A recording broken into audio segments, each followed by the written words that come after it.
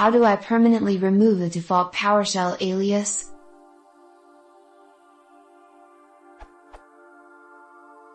For some unknown reason, the devs included curl as an alias for invoke web request, even though it is not compatible with the proper implementation of curl, which means it gets in the way when I try to make a curl request. I can remove the alias using remove item alias column curl. The next time I start PowerShell, the alias has returned. Is there a way to remove it permanently without having to run a script every time I start?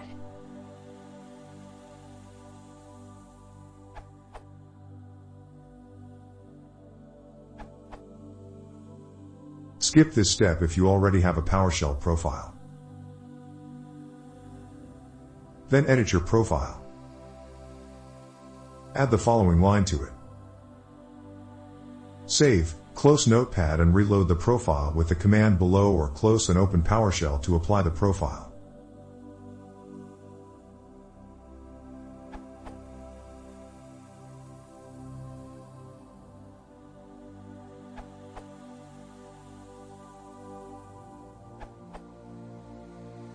I'd stick with using curl.exe instead of just curl.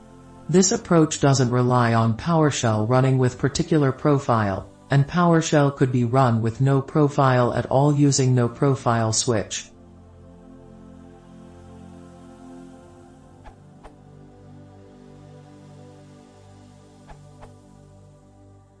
Just add this to your PowerShell profile.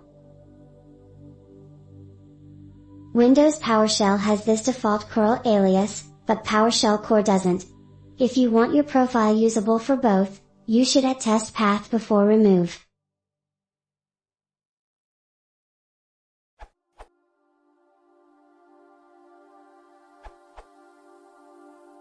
Is there a way to remove it permanently without having to run a script every time I start?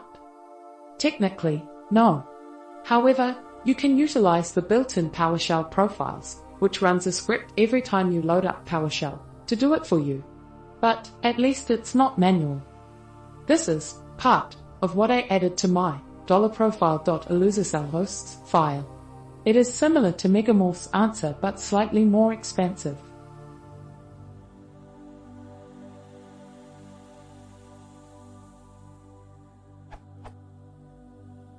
You can do this with any of the 6 PowerShell profile files, but I'm the only one who uses my desktop, and I see no harm in changing it up a little.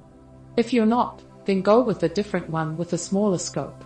The default $profile is current user current host, so that can't hurt. I'll do the rest of it with that in mind. Just substitute the code for whichever one you're changing.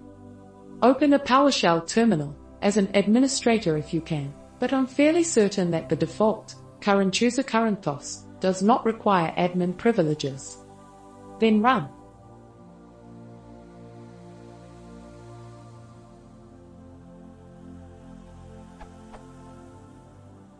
Then run notepad $profile.current user current host. That will check to see if the file exists. If it does not, it will create the file. Then the second command will then open it with Notepad. Note, if you have Scode or Notepad++ installed, you can open it with Scode by typing code $profile.current user current host instead of Notepad. For Notepad++, run the command set alias npp$env column program files for. That way, you can simply type npp$profile.current user current host and it'll open in Notepad++.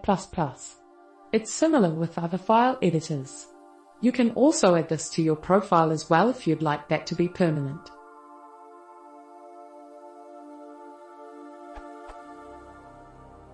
Then add the lines as you see fit, though this first one must be first. Remove item alias column curl will simply remove the existing alias curl has for invoke web request every time you open a PowerShell prompt. Set alias curl $env column system root though. It's included in Windows 10 build 17063 and later. I also chose to add an alias for the original invoke web request, calling it curl, with set alias curl invoke web request, as there may be situations when I want to use it, and don't want to type out the long string there. So, in order, that is.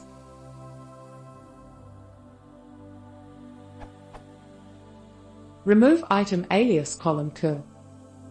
Set alias curl $env column system root for.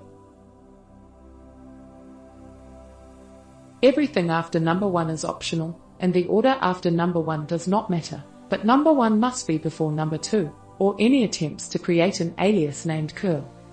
If this is a brand new profile, it will be blank upon opening it, and you can add them, in order, if you want them or not. If it's not blank, I would recommend adding it towards the end, if not the end. Personally, my dollar profile ends with